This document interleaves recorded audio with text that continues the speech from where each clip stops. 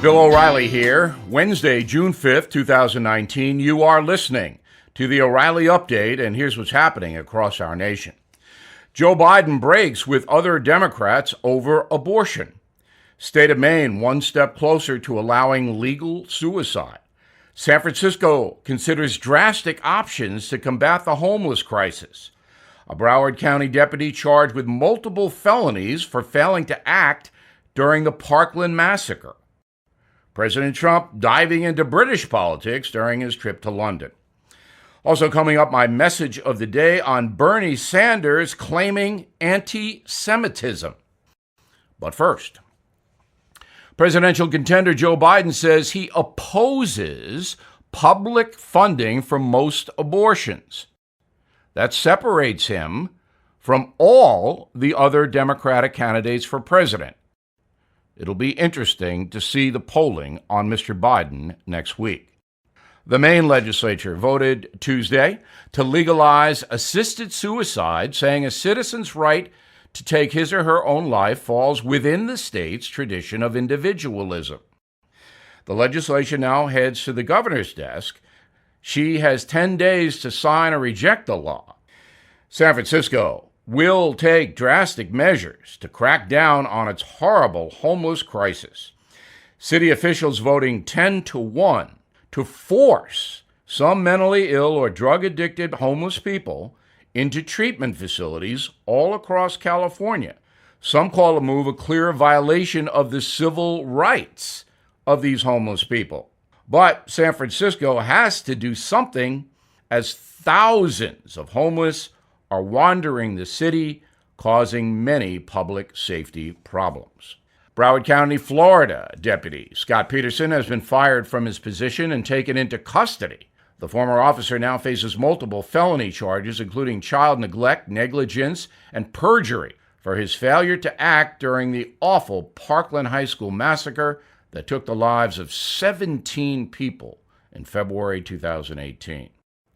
President Trump diving into British politics during his state visit to the United Kingdom, commenting on a series of issues, including Brexit and London's Liberal Mayor Khan. Mr. Trump urged the UK to drop the shackles of the EU and forge a new trade deal with the USA. Coming up, my message of the day, Bernie Sanders says he's a victim of anti-Semitism. But first, everyone has heard of AARP. You may even be a member. What many do not realize is that AARP has become a liberal lobbying group that spends your hard-earned dollars lobbying against things you may believe in and stand for. Thankfully, there is now a conservative alternative, an organization that believes in the sanctity of the Constitution and stands up for the values that make America great. It's called AMAC, A-M-A-C, AMAC, founded by Air Force veteran Dan Weber. For less than $20 a year, an AMAC membership gives you members-only pricing on car insurance, roadside assistance, discounts on hotels, travel, cell phone plans, and much more. Your AMAC membership dollars support the ideals that you may believe in, like protecting our borders with immigration reform, getting rid of Obamacare, and fixing Social Security. So please join more than 1 million fellow Americans right now at amac.us. And yes, I am a member. Please visit amac.us. That's amac.us. Time now for the O'Reilly Update message of the day. Recently, a website called Politico, which leans left, did a story on Bernie Sanders becoming a millionaire. The socialist senator is well known for criticizing wealthy people, but it turns out he's now one of the financial elite. According to Politico, this was not by accident. While Sanders has always been a hippie kind of guy, his wife is not. The couple has acquired more than $1 million of property by refinancing loans and running up credit cards. This, of course, is called capitalism, a system old Bernie has made a lot of money criticizing. Senator Sanders did that in books that, of course, cost money to buy. Capitalism again. So fair-minded people can make up their own minds whether Bernie Sanders is a hypocrite or a shrewd person maximizing his opportunities, something all Americans are entitled to do and should not be criticized for. But after stating facts, Politico makes a big mistake. It photoshops a picture of Senator Sanders standing next to a tree full of money. Almost instantly, charges of anti-Semitism are lodged. Sanders himself says the article is anti-Semitic. Now, it's hard to fathom that Politico intentionally wanted to smear Bernie Sanders because he's Jewish. The heavy odds are that if Bernie were Methodist, the article would have happened because socialism, not religion, was the point. But worldwide, anti-Semitism is driven to some extent by the image of Jews as money seekers. Politico should have known that and avoided the nasty stereotype. We live in a country where speech is no longer protected in the court of public opinion. And there are two sides to that situation. Irresponsible hate-mongering is all over the place, particularly with the net. But at least now, minorities are protected from it because people refuse to accept attacks on minorities. But white people in particular are not protected. And you see horrible things about President Trump, other politicians, celebrities, news commentators, etc., who really have no redress. Because in America, if you're famous, you will lose the defamation lawsuit, the libel lawsuit, the slander lawsuit. There is a higher level of acceptance of attacks on famous and powerful people in the USA.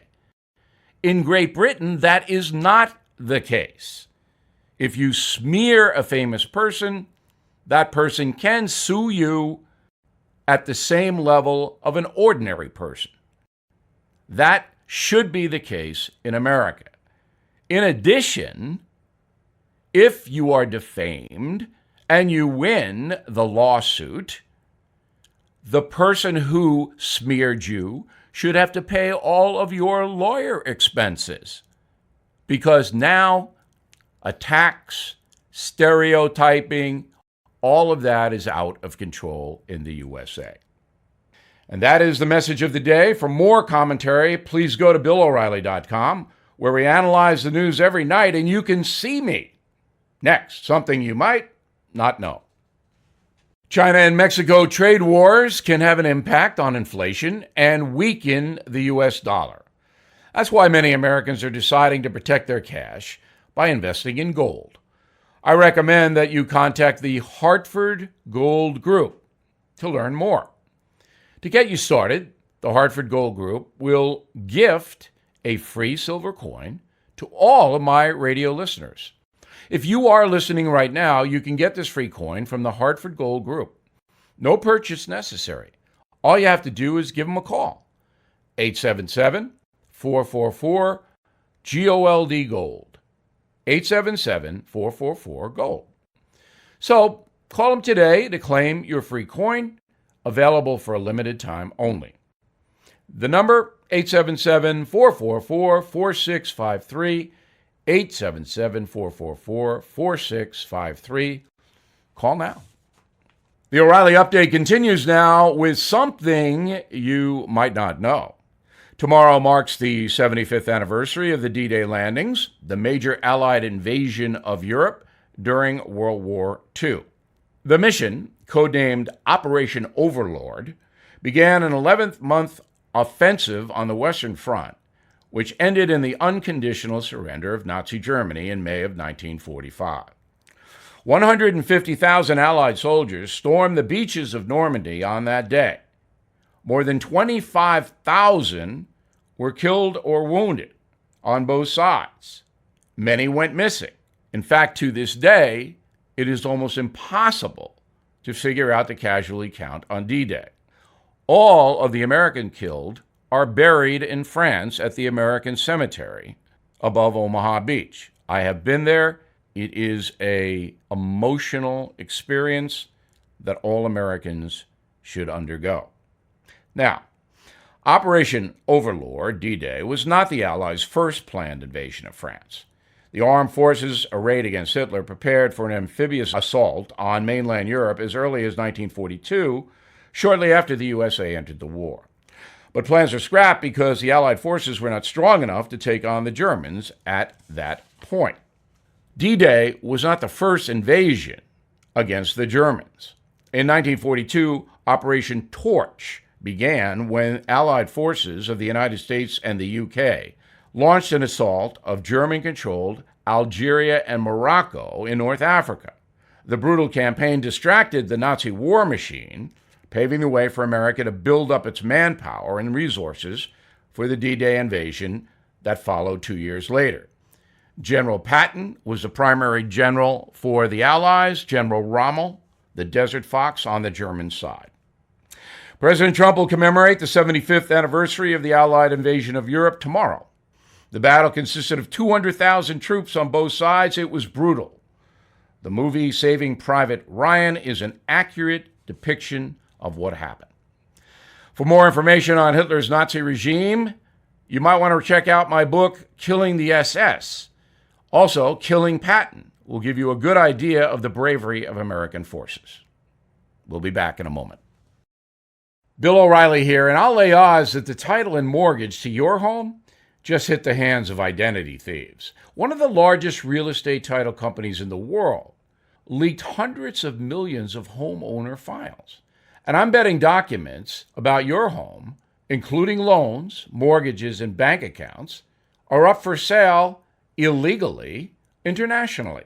And once thieves have them, they'll forge your home's title so it appears you sold your home. Then they'll borrow thousands from online lenders and stick you with the payments.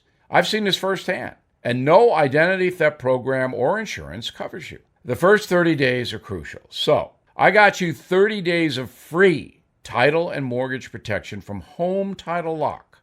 Home Title Lock puts a virtual barrier around your home's online title to help block identity thieves. Register your address now to verify you're not already a victim and get 30 days of free protection. No obligation. Do it all online. Go to HomeTitleLock.com. HomeTitleLock.com. HomeTitleLock.com. Thank you for listening to the O'Reilly Update. I am Bill O'Reilly. No spin, just facts, and always looking out for you.